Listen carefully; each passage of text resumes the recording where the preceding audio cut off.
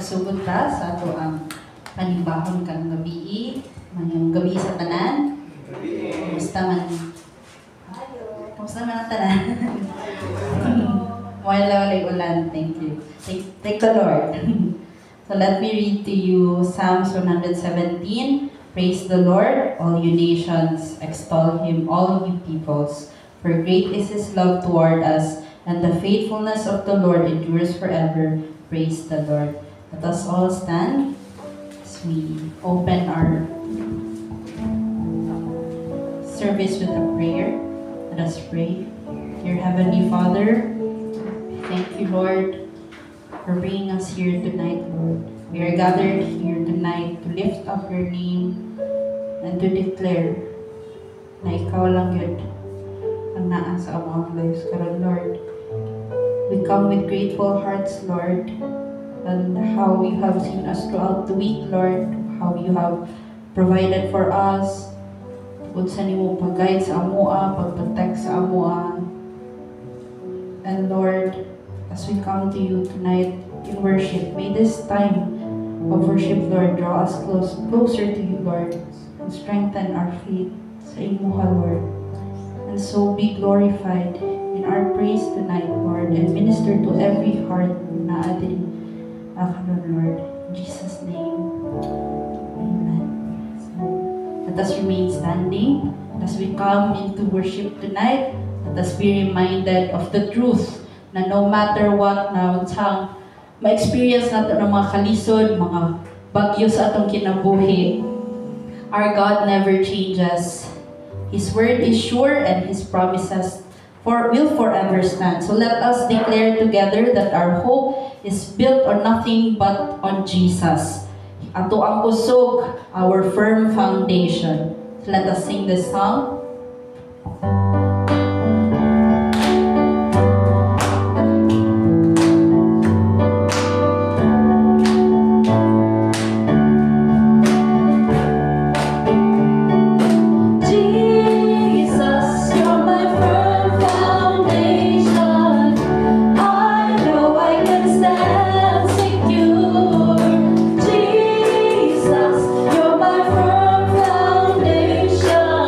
I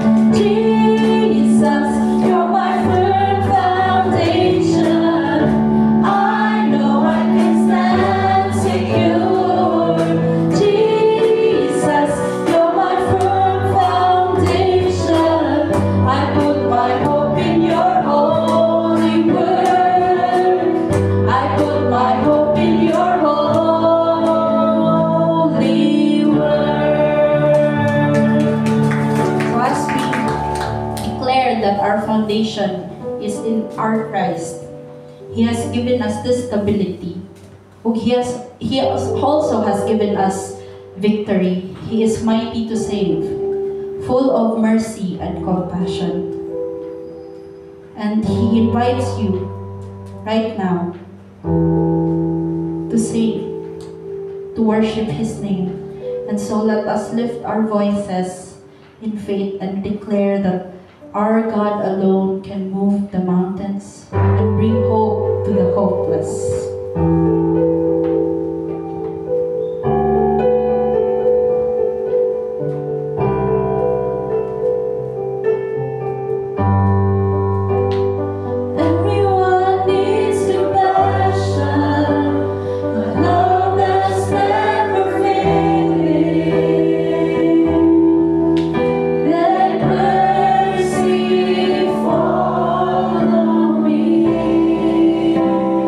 Everyone needs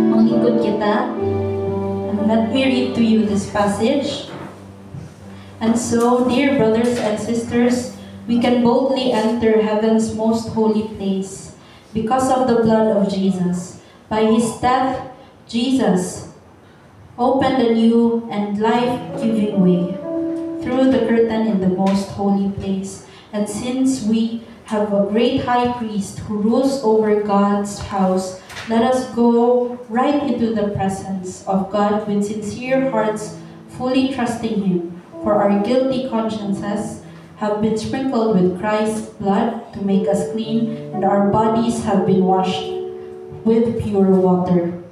Therefore, he is able, once and forever, to save those who come to God through him. He lives forever to intercede with God on their behalf. Let us sing this song.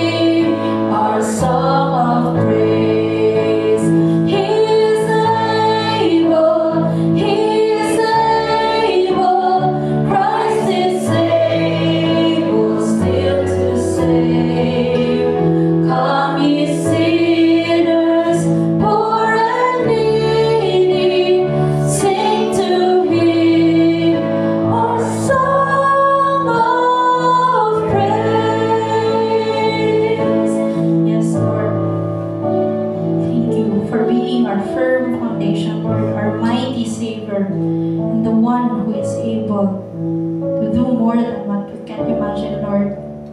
Dili lang yun na muli mabuhat tanan kung wala ka, Lord. May this kaning among ginapangkanta, Lord, may this reflect in our lives, Lord. And as we listen to your word, Lord, may it also reflect in our lives, Lord. Be with us throughout this night, Lord. In Jesus' mighty name we pray. Amen.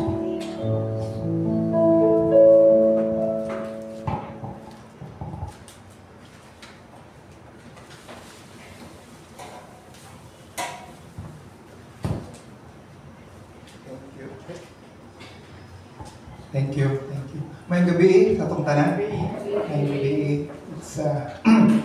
It's nice to come before the Lord, worship Him together. It's really nice to sing those songs para ma-remind ta kung kinsa nga to ang Diyos. So shall we pray? Heavenly Father, salamat sa time na imong ihatag kanamo sa gabi. Lord, ito kami nga naa ka sa amo ang presence karon.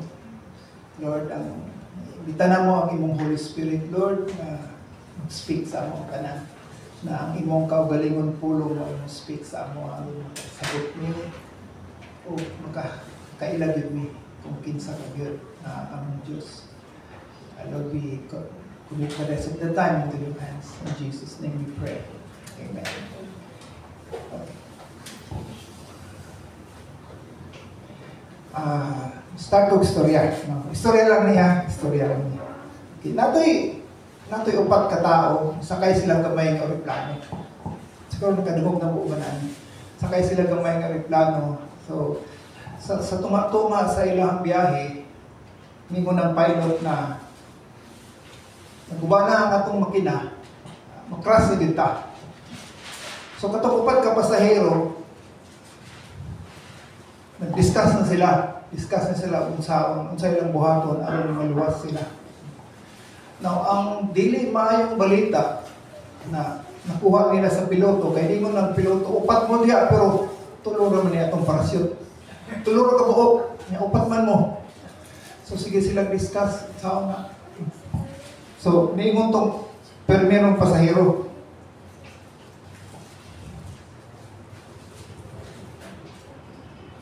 Niingon tong permerong pasahero. Ako si LeBron James. Ako ang pinakasikat na basketball player sa NBA. Takhan, milyon-milyon ang akong fans. Di ko pwede mamatay. Kinahanglan maluwas yun ko. So, pira na siya ko sa kaparasyon. Suot siya, ambak na siya. So, tulo na lang nabilin. Ikaduhang pasahero, tingog ko siya. Ako si Donald Trump.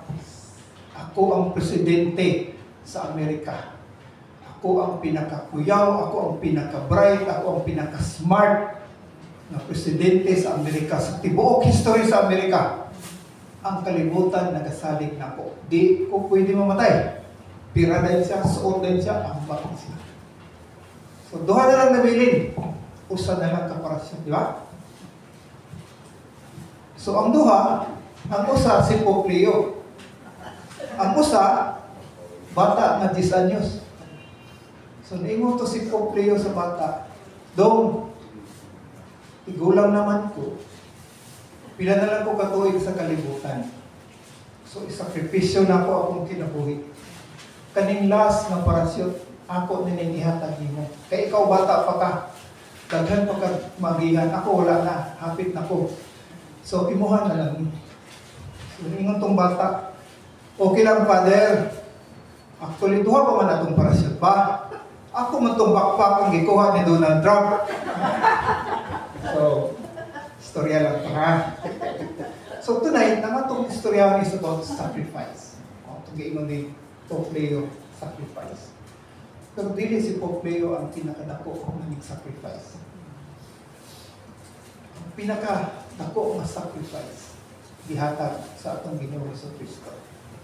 And tonight, pinaagi sa atong Bible passage, unta ma-remind na punta kung unsa kadako ang sakripisyo ni Ginoong Jesucristo sa ato. O kung sa'yo benepisyo, nakuha na ako sa iyang sakripisyo. So, ang atong passage video taas. No? So, ako na lang basahon. Okay.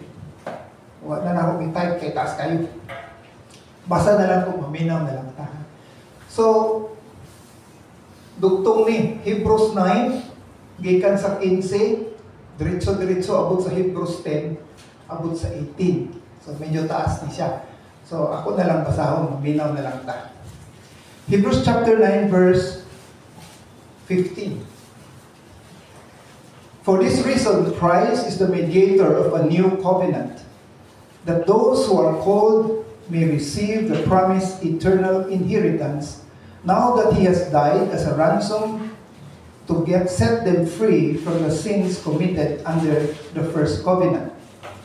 In the case of a will, it is necessary to prove the death of the one who made it, because a will is enforced only when somebody has died.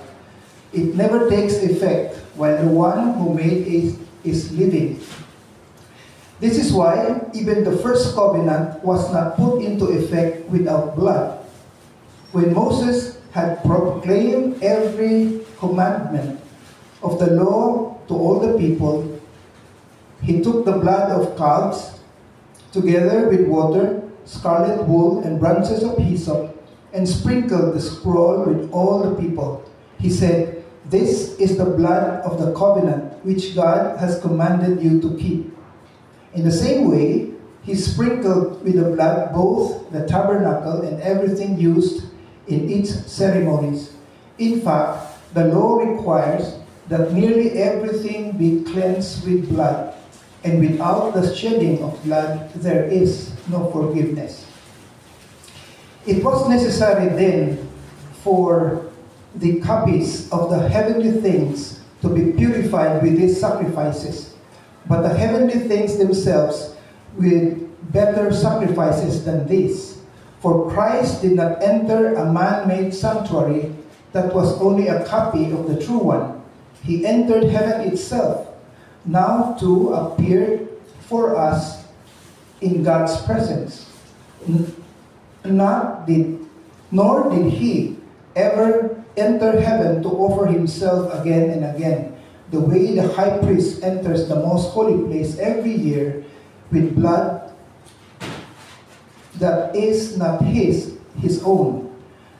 Then Christ would have had to suffer many times since the creation of the world. But now, he has appeared once for all at the end of the ages to do away with sin by the sacrifice himself. Just as man is destined to die once, and after that, to face judgment. So Christ was sacrificed once to take away the sins of many people. And he will appear a second time, not to bear sin, but to bring salvation to those who are waiting for him. So, chapter 10. The law is only a shadow of the good things that are coming, not the realities themselves. For this reason, it can never, by the same sacrifices repeat endlessly year after year, make perfect those who draw near to worship. If it could, would they not have stopped being offered? For the worshippers would have been cleansed once for all, and would no longer have felt guilty for their sins. But those sacrifices are an annual reminder of sins, because it is impossible for the blood of bulls and goats to take away sin. Therefore, when Christ came into the world, he said, "Sacrifice and offering you did not desire, but a body you prepared for me. With burnt offerings and sin offerings you were not pleased. Then I said, Here I am. It is written about me in the scroll. I have come to do your will, O God." First he said, "Sacrifices and offerings, burnt offerings, and sin offerings you did not desire, nor were you pleased with them, although the law required them to be made." Then he said, "Here I am. I have come to do your will." He sets aside the first to establish the second. And by that we have been made holy through the sacrifice of the body of Jesus Christ once for all. Verse 11. Day after day, every priest stands and performs his religious duties. Again and again, he offers the sin sacrifices, which can never take away sins. But when this priest had offered for all time one sacrifice for sins, he sat down at the right hand of God. Since that time, he waits for his enemies to be made his footstool, because by one sacrifice he has made perfect forever those who are being made holy. The Holy Spirit also testifies to us about this. First, he says, "This is the covenant I have made with them. After the time, says the Lord, I will put my laws in their hearts, and I will write them on their minds." Then he adds, "Their sins and lawless acts I will remember no more. And where there has been forgiveness, there is no longer any sacrifice for sin." Medyo taas, no? I don't know kung nag-grab sa inyo ang context. Anyway, sa mga niaging simana, ang atuang passage diri about Hebrews, ibalik-balik ang covenant, di ba? So kung makahinumdum mo new covenant, old covenant, so karon ang atong passage which talks about ang sakripisyo ni Jesucristo. So unsa may resulta na para sa atoa. So ibalik lang nato para lang natay idea na pagbalik. So, ang mga niaging mga mensahe ni Pastor Ney, most probably, naara na rin mo tuyok-tuyok sa New Covenant o Old Covenant. So, i-differentiate na ito usap kung sa kalahian sa Old Covenant, ang paraan na pakigsaan o ang bago na pakigsaan. Ang Old Covenant, ang nagatrabaho dito, mga taong pari. Kanang human priest, kanang mga Levitical priest, katong mga pare nga gikan sa ancestry ni Aaron, mga Levites, sila na ang pare atong time. And then ang ilang sakripisyo balik-balik every year. Every year mosulod ang high priest dito sa most holy place, mo offer siya sacrifice para sa iyang kaugalingong salauna, and then offer siya sacrifice sa mga tao sa Israel. Kada tuig na balik-balikon gina every year na gina sacrifice for their sins, for the forgiveness of their sins.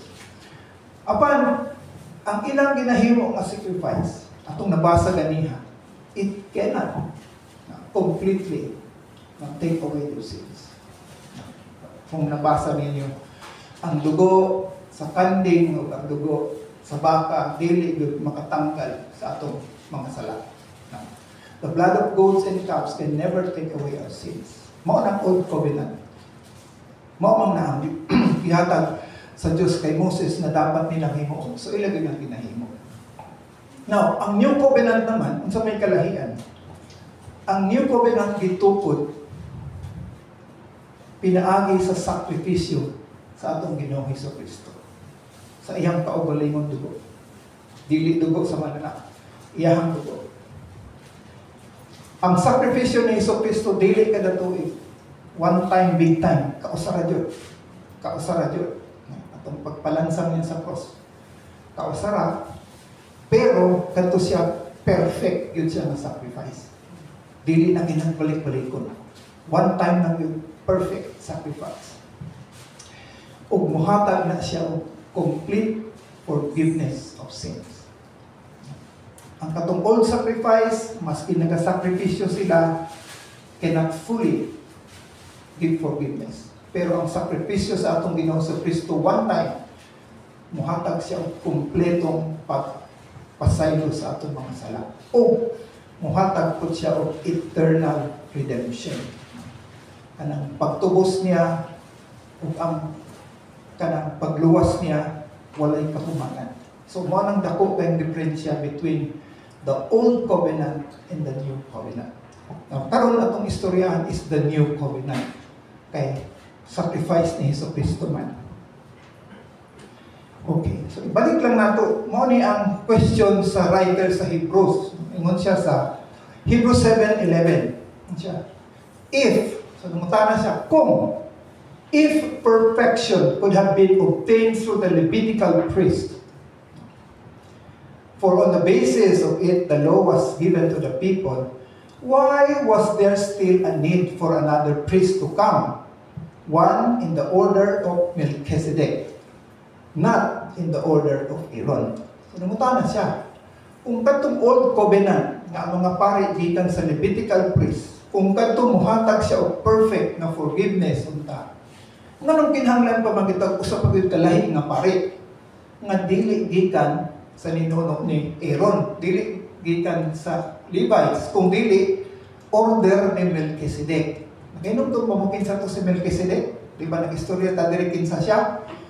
Before pa ang naapa ang nasod sa Israel, patupang panahon ni Abraham, naana ni si Melchizedek, di ba? Nakahinumdum mo? Melchizedek was a king of Salem. He was also a high priest. Na nakita nato dito kung kinsay mas taas sa ilang duha, hinumdum mo? Kinsay mas taas, Melchizedek o si Abraham? Melchizedek. Nga naman, kay si Abraham, si Melchizedek bless Abraham, dili baliktad. Dili si Abraham ang di-bless kay Melchizedek.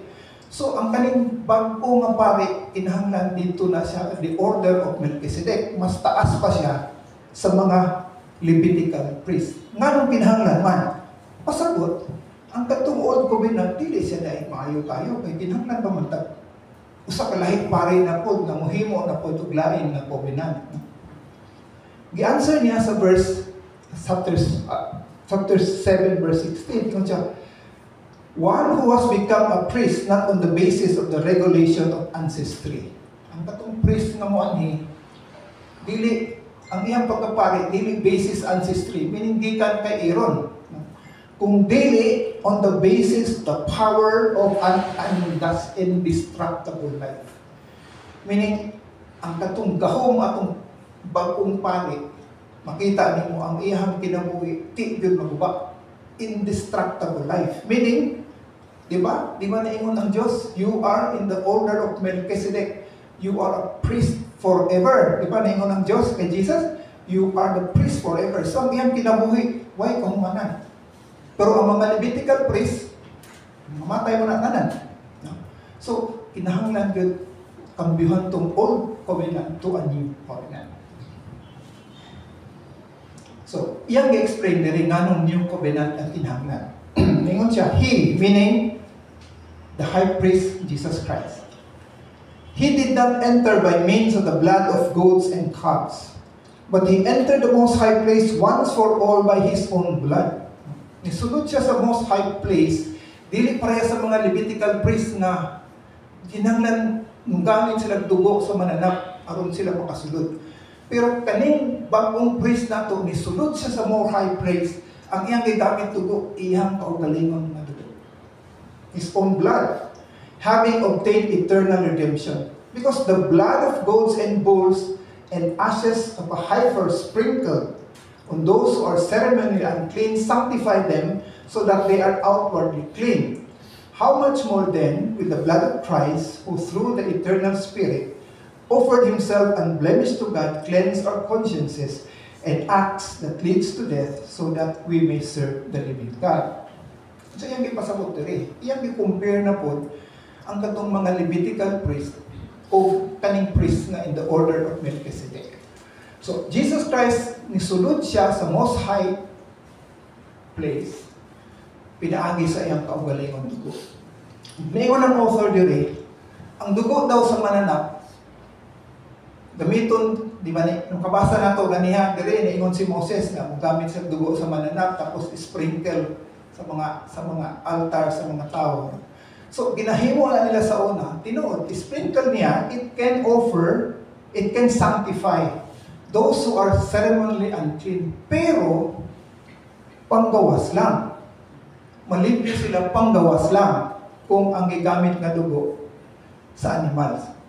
Pero, kung ang gamit na dugo is the blood of Christ, ang paglimpyo niya dili pang gawas, kung dili miskin ato ang konsensya sulod nato ug katong atong mga acts that leads to death, ma-cover niya tanan, so that we can become clean and we can come before the Lord and serve God.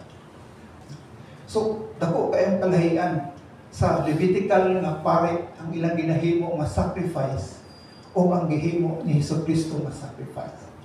Levitical priest, ang ila ceremonially unclean, wisikan sila sa dugo, they become clean, pero sunod dili, only outwardly clean, gawas lang. Pero kang dugo ni Jesucristo, it can clean our consciences and the acts that leads to death. Ang sulod yun, ang sala yun, na mohantong sa kamatayon. Mao nang malimpyo sa dugo sa atong Ginoong Jesucristo.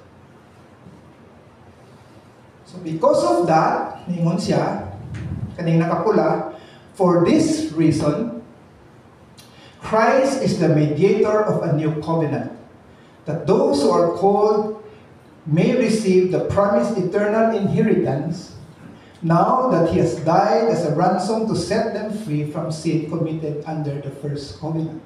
So niingon ang author, tungod ni ani si Jesucristo o way lain mao ang mahimong mediator. No? Mediator, siya ang middleman sa pag-ong covenant. So the first thing na ato ang makuha diri sa passage is unsay resulta sa sacrifice sa atong Ginoong Jesucristo. As a mediator, ni garantiya si Jesucristo nga ang iyang gihimo ng covenant, the new covenant, is a better one than the old covenant. Kaya tungod siya ang mediator. Mapasalig niya sa atoa nga ang bagong covenant is much better than the old covenant. Okay? So this is the first realization dapat na ata. Ang mahuna-hunaan na ito ang sakripisyo sa atong Ginoong Jesucristo. Hebrews 7:22 and 21:22 ningon siya diri. But he became a high priest with an oath when God said to him, "The Lord has sworn and will not change his mind. You are a priest forever." Because of this oath, Jesus has become the guarantee of a better covenant. So Jesus is the mediator and he guarantees a better covenant. Hebrews 7:24-25. Because Jesus lives forever, he has a permanent priesthood. Permanenteng pare si Jesus. Therefore, he is able to save completely those who came to God through him, because he always lives to intercede for us. So, kung hunahunahon nimo ang mga pare karon, dili man 24/7, no? Kung tulog sila, di man mo siya pwede putawon. Balik ka ugma, kung umpisal ka. Pero sa Jesucristo, karon naa siya sa langit, naa siya sa right hand of the Father, and he intercedes for us 24/7. Mo na kumuambo, kadi ka na kinahanglan mo hulat pa ugma, kumuambo. Karon pwede, because Jesus, he lives forever, he is a permanent priest, and because of that, he always lives to intercede for us.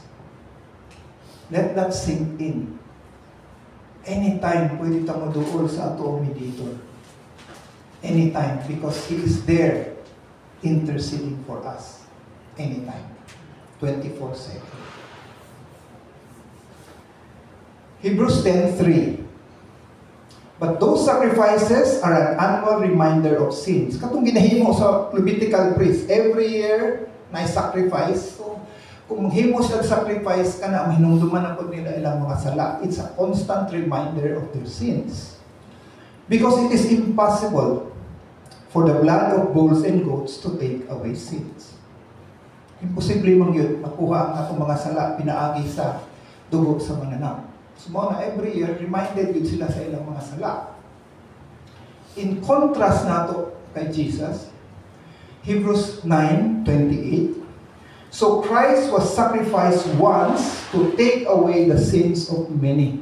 kausa lang siya gi-sacrifice. Dili na kinahanglan ka na tuig. Kausa lang, take away the sins of many, and He will appear. I think ang kasulat dili, He will appear again. Mubalik siya. This time, dili na aron pasanon atong mga sala. The second time Jesus comes, He will bring salvation to those who are waiting for Him. The first time siya niyanhi para tubson atong mga sala. But the second time He comes, di na nanawaton. When He comes, He will give salvation to those who are waiting for Him. So, unsay pwede natong mahuna-hunaan diri. As our mediator, Jesus guarantees complete forgiveness. Kay ang dugo sa mananap, dili makatanggal sa sala, pero ang dugo sa atong Ginoo Hesukristo, pwede siya makatanggal sa atong sala. So, He guarantees forgiveness, and it also guarantees eternal salvation. Kay Hesukristo lang nato makamtan ang kaluwasan ng walay kahumanan. Eternal salvation. So that is another thing na hunahunaon nato, nagpasalamat ta sa Dios tungod sa iyang sakripisyo. Kaya ang iyang sakripisyo makapatanggal sa atong mga sala o siya ay muhatag sa atong kaluwasan. Ephesians 1:7, it says, "In Him we have redemption through His blood, the forgiveness of sins according to the riches of His grace." So, klaro kayo siya. Colossians 1:13-14 mo gyapon ginasulti. "He has delivered us from the power of darkness and conveyed us into the kingdom of the sons of love, in whom we have redemption through His blood, the forgiveness of sin." So, Christ being ato ang mediator guarantees forgiveness of sin, redemption, and eternal salvation. Okay, Hebrews 10:9-10. Unsa may iyang gisulti na po diri? Then He said, kaning He meaning si Jesus ni diri, no? Then He said, "Look, I have come to do your will." Mo iyang gisulti sa iyang amahan. Niani ko para himuon ang imong kabubuton. He cancels the first covenant. Katong karaan na pakigsaan, gi-cancel niya aron ma-take effect tong bagong covenant na siya ang naghimo. For God's will was for us to be made holy by the sacrifice of the body of Jesus Christ once and for all. Usa ka dilema sa daghang Kristiyano karon. Kung makapasa ganit tao, Biblia nga moingon si ang Ginoo nga, "Be holy because I am holy." Kasagaran mo sulod diri pagkawason lang nato dito. Kay murag para sa ato imposible man ta maging holy. Unsa man nato paghuli karon diri sa kalibutan? Nga corrupt man tayo kalibutan. Murag imposible kayo. Murag imposible ang ginaingon sa Dios. "Be holy because I am holy." Murag dili gyud na mahimo. Tinuod, kung kita lang dili gyud na mahimo. Pero mga igsoon, hinumdumin, ingon sa Bible, "For God's will is for us to be holy." Kabubuton man sa Diyos na kita kinahanglan maging holy. No? It's not a suggestion. God's will is for us to be holy. Pero, ihatag niya ang solusyon. Dili sa imong kaugalingon. Dili sa imong kaugalingon ability nga mahuli ka. It has to be through the sacrifice the body of Jesus Christ. Maging holy ta, wala yung pamaagi kung dili pamaagi kay Hesukristo. Dili sa atong kaugalingon. We cannot be holy. But through Christ, we can. Nga naman, because that is the will of God. Ito posible. So dili ta dapat ma-discourage, nga dili ta mahuli. Because it is the will of God. And He has given us the solution. Jesus Christ. His sacrifice can make us holy. For by that one offering forever made perfect those who are being holy. Dili lang ta maging holy kung dili made perfect pag yun ng pagkahuli. Himang kana. Pero dili ni sa ato ang kaugalingon effort. Dili ni sa atong kaugalingon paagi. Kung dili sa pamaagi sa dugo na sakripisyo ni Hesukristo. So, it guarantees us perfect holiness. Mahitabo na. Through Christ, dili tungod sa ato. So it is the will of God for us to be holy, and through the offering, He forever made perfect for those who are being made holy. Now, tanawin mo ang word diri, being holy. Being made holy. Pasabot, work in progress na.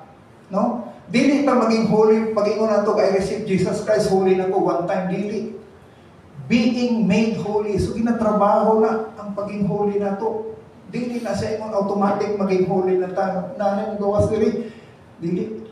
We are being made holy every day by the empowerment of the Holy Spirit of God. Posible na siya. If you just let God, let the Holy Spirit of God make you holy. Work in progress. Hinay-hinay. Hinay-hinay. Until you really Christ-like na holiness. The last, okay, 1 Corinthians 1:30.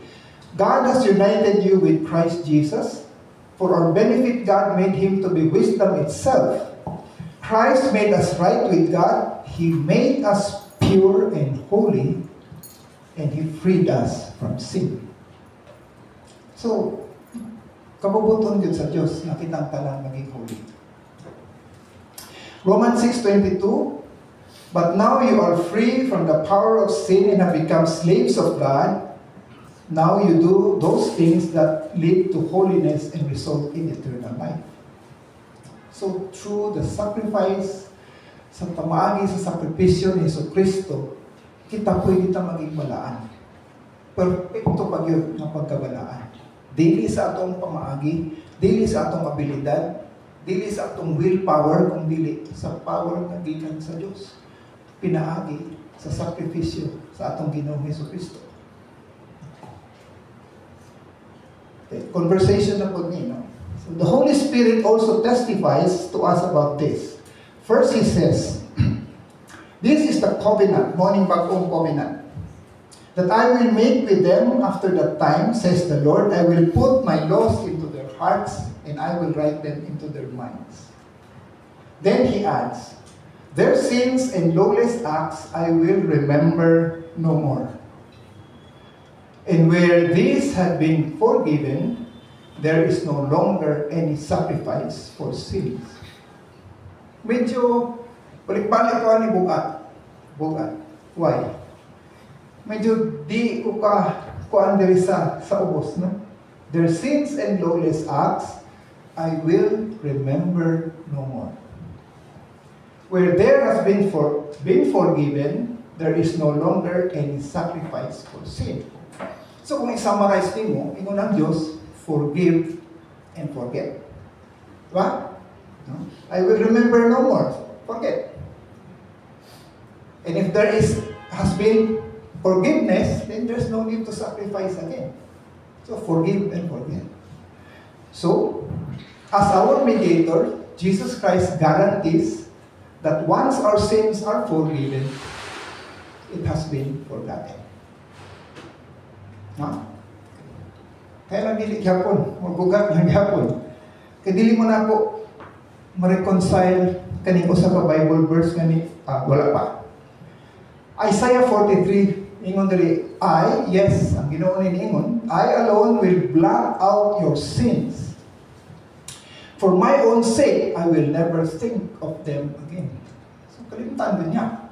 No? Kalimutan. And I will forgive their wickedness and I will never again remember their sins. So, forgive and forget yun ang Diyos. Kaya lang lagi, ang ninoon ako, unsa man ako pag-reconcile ani, pag-usa ka Bible verse na gusto na itong tanang i-memorize. Romans 6:24. For the wages of sin is death. Na may kabayaran na itong sala. So, unsa man, kung niingon ng Diyos mismo, ang inyong mga sala, na bayaran nyo na ninyo. And the other side, ingon po siya, inyong mga sala, akong kalimtan na. Asam ta. Pero di ko sabot. Kaya, ito man yun ko, God does not contradict Himself. Kung mayroon sila, I have forgiven you and I have forgotten, blocked out your sins. I will remember them no more. Kung saan na lang eh. Your wages of your sin is death. Bayaran mo yun nato na. Pero salamat sa Diyos kay for the wages of sin is death. Kama man. Nga may sumpay. But the gift of God is eternal life through Jesus Christ. Ang solusyon, ang Ginoo sa Kristo gihapon, ang iyang sakripisyo. Kung saan man daw ni, kung saan ba na nato ni pag medyo itimbang daw nato ni. When Jesus Christ ni anisa sa kalibutan, first time, ang iyang tuyo is para salbahon tangtanan. So katong gilansang siya sa cross, ang atong mga sala iyang ipasan. Muna sa 7 ka last words ni Jesus, nakaingon din siya, my God, why have you forsaken me? Akong Ginoo, nganong imo mangkong ibiyaan. That was the time when God cannot see Jesus because atong sala tanan na sa iya. But when it is finished, namatay siya, He shed His blood, He was buried, He resurrected, He became victorious. So, because of that, karon kita nga nituo ta kay Hesus Kristo, God does not treat us according to our sins. Ano man, kaya gitubos naman ni Jesus. Iyan namang gipasan tanan. Iyan namang giangkon tanan. So when Jesus did that, and when Jesus said it is finished, that time, God does not treat us according to our sins. So in a sense, medyo kalimtanan ng Diyos ang atong mga sala. God no longer remembers us according to our sins, but according to Christ's perfection. His righteousness becomes our own. When Christ sacrificed Himself for us, when it is finished, done, completed, ang righteousness sa Diyos na napod nato. So when God sees us, God sees the righteousness of Jesus in us and not the sins that we bear. So when our sins were forgiven, God does not look at us and treat us because of our sins. Mona. He forgives and He forgets. Pero, dili ni siya lisensya na sige tagsala. Because naagihapon tong Bible verse, the wages of sin is death. Bayad gihapon ka. Bayad gihapon ka. There is always consequences to your disobedience to God. Pero because of the sacrifice of Jesus, ang tanan nimong sala, gipasan niya, giako niya. Then when God sees you, God does not see you as a sinner na, kung dili righteous before Him because of what His Son has done on the cross for each one of us. So mga igsoon, dili unta nato murag kaya-kayahon lang ning sakripisyo sa atong Ginoo sa atong tanan. Dapat mao ni atong hunahunahon unsa ang epekto, unsa ang resulta sa iyang sakripisyo para kanatong tanan. It guarantees a better covenant. It guarantees forgiveness and eternal salvation. It guarantees perfect holiness. It guarantees that once our sins are forgiven, He will forget our sins. So dapat na magpasalamat sa atong Ginoo sa iyang gihimo kanato. Dili ta deserving, pero tungod sa iyang gugma nato, while we are yet sinners, God sent Jesus to die for each one of us. Ingon ana kadako ang gugma sa Dios. Unsay atong isupli para sa iya. Let us pray. Heavenly Father, salamat sa imong pulong. Lord, remind us kung unsa ka-importante ang imong sakripisyo para kanamo. Ug unta kani mahimong usa ka reminder na pirmi gyud mi magpasalamat sa imo. Because without you, Lord, wala gid me. Without shedding of your blood, without giving up your life, we are eternally doomed, eternally separated from you, and we are hopeless. Pero Jesus Christ did it all for us. He paid it all for us. Sakripisyo niya iyang kaugalingon, iyang dugo, iyang gigamit aron among mga sala. Ug among all our sins will be forgiven. And we will become the righteousness of God again.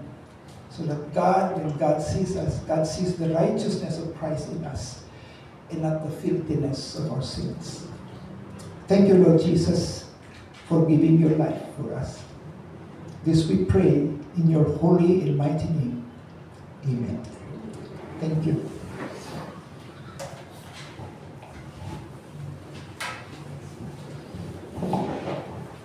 Salamat Dok sa imong gi-share sa amo karon. Kanindot sa mga gihimo ni Jesus, no? Para sa ato. So tungod niya na ngayon gyud siya nga alagaran ba, no? Pasalamatan kanunay, halaran kanunay sa atong pagsimba o pasalamat. Okay, moingon magunta ang sacrifice ni Jesus kung general kayo, pero moingon isa-isahon din. Wala ang tuyo sa Book of Hebrews. So, salamat sa mensahe karon sa mga nauban, mga nimiyagi nato ng mga mensahe. Kanang nadugangan ba ang atong kahibalo mahitungod kay Jesus? Kung kumpara nato ang pumaagi sa una o pumaagi karon, piting surab di sa una, no? Sa una kung magsimba sila, magdala pa sila o kambing. Kita karon kay wala. Ato lang sarili. Kay buhi man nga halad. Lisod po yung buhi nga halad kay usibat.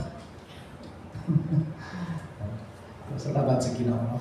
Kanang Book of Hebrews, no? It's all about Jesus ba, no? Nadungan na atong kahibalo may tungod kaniya. So atong tapos na atong simba karon pinagi sa pag-ampo. Unsay mga utanga sa ako unsay mga doon na may mga pre-request pa na ampuan. Sabi nagkakitabo sa atong monkeypox, no? Asi doktor ba? Yan ako nadunggan ganina, nanalo sa Davao. Harpi. Ha? Asa rapid? Sa bukid. Bukid? Asa nga bukid ya? Dulu na sa ato. Kaya last na ko kapag kadamo, dito pa man to sa una dito doon sa amo daw, sa Zamboanga Sibugay. Nagkadool na lang po daw sa Cotabato. Ya karon, bago lang ko naglunahan. So I pray na to na, no? Deadly ba lang siya, Dok? Dili na. At least better siya kaysa COVID. Amo ba? Makita man nimo. Yes. Ang COVID di man nimo makita. Kaya siya kay grabe kung kaya chicken pox na dagko kayo. So, di rin na nimo ma-miss kung nakay makita yung ata. Pero pag kangalan mo gud nga monkeypox, no? Monkey mo gud. Ko din na mo buto yun, no? Orang yung chicken pox mo dagko kayo. Kuwan po siya sa naong kasagadan. So, kita dyan mo. Ang chicken pox usually tago man, lawas man. Naong gamay ra. Pero kanang monkeypox usually kamot o naong doon sila mag-concentrate. Dagko doon sila kayo. Asa man ang iyang pagtakod na? Close contact yun. Yung mga secretions. So, dili kita sa para sa COVID ka kuyaw na di mo kita, sa doon lang ka, igo ka. Kana siya, dili lang yung doon ka yung makatouch niya ha. Safe naman. Palit dito itong ginagamit ito sa mga tigkuan. Motor. Tawag din eh. Nana TJ na. Puti ako lang. Bisag wala na ka motor pero Karang mga dunay samad, no? Oo, kasi makontak mo iya mga Duga man kayo magduga man sila. Isang dili samad. Oh, kasi dili sa man. Sige. Ano pala? Cautious ka rin.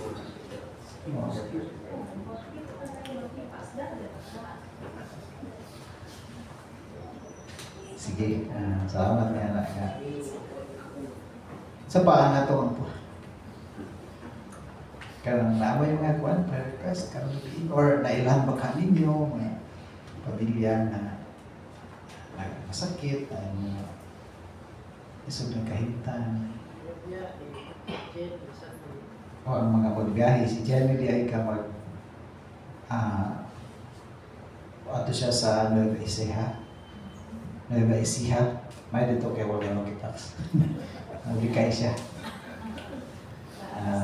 Grupo sila mga taga-Davao Christian. Sila ay convention na to sa mga Christian school. So, pray for her safe travel karong Sunday.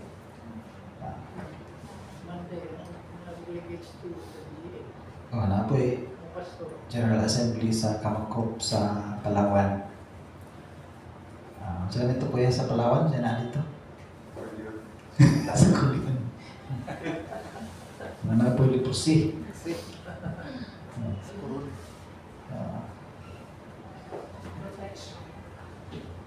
Protection. Sa ilang pagbiyahe o sa ilang pag-stay po dito. So, sige, atong itatugyan sa Ginoo ka na nga pag-ampo. Dahil let us also pray for one another, no? Sa ato dili, atong mga katapad, no? Atong mga kaigsuonan, atong tugyan po sa Ginoo sa pag-ampo. No? Sige, kitang tanan mag-ampo adin ako mag-close.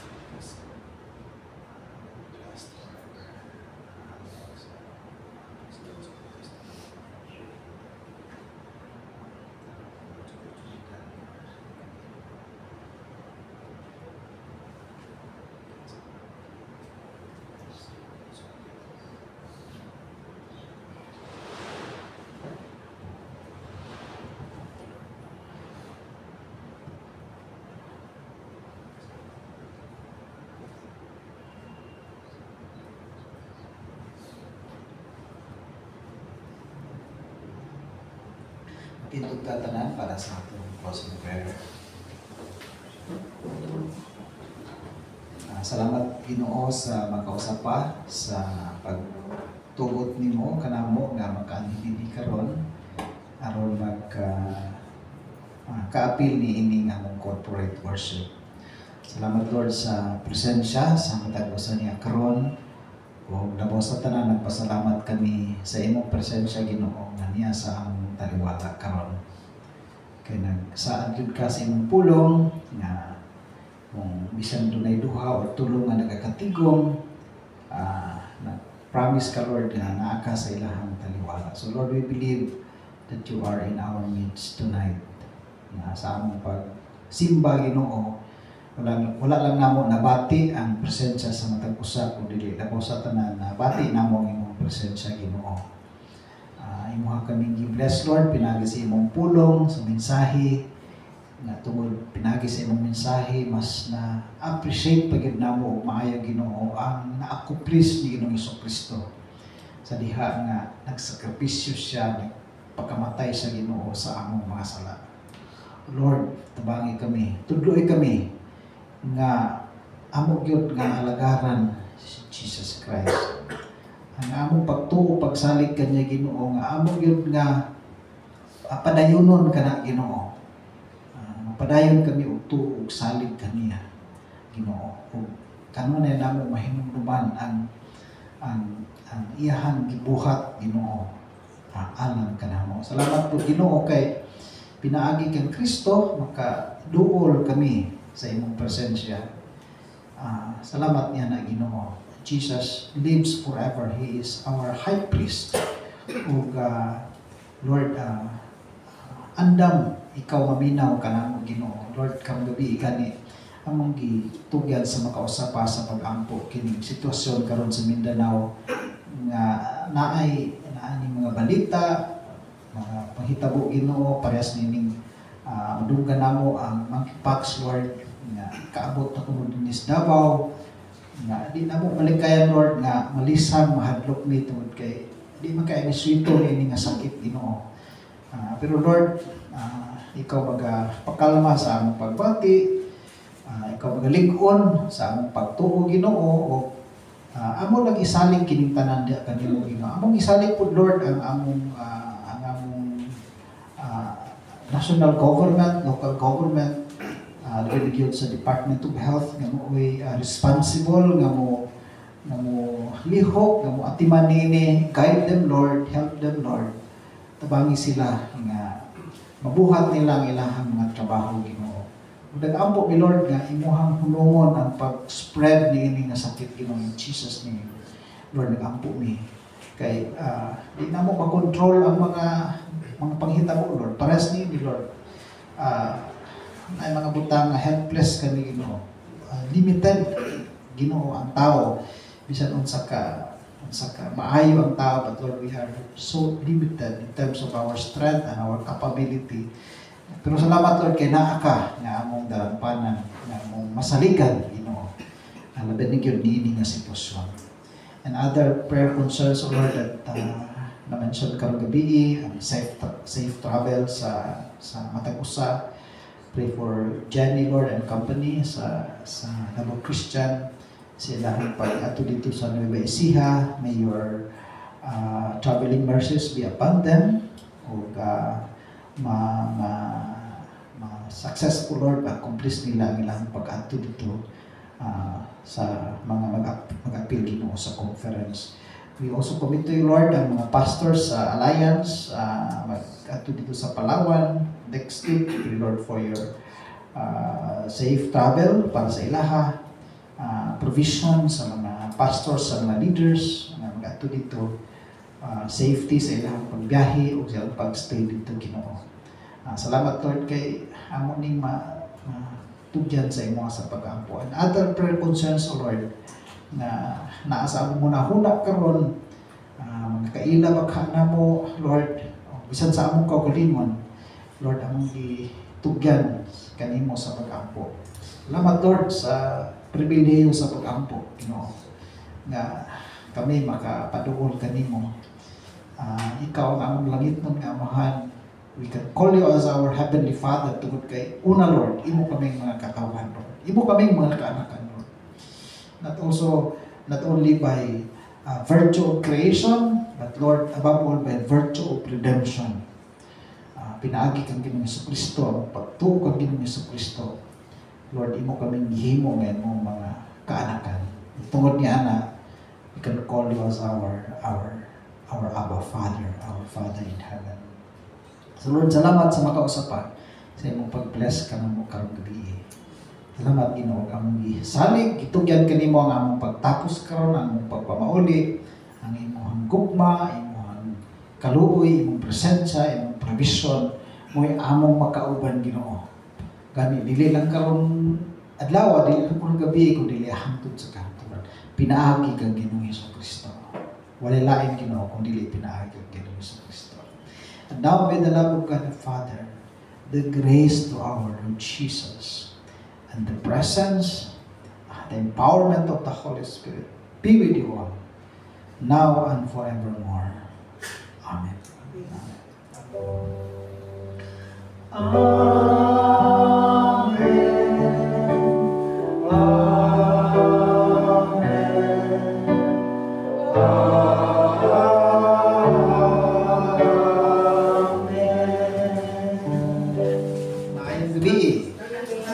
Salamat sa Ginoo kay naghanta og snacks karon.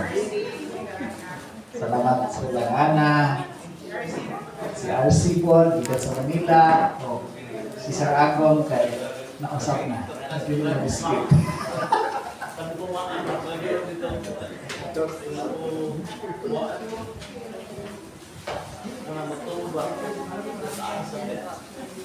I-upload tayo pa. Hindi.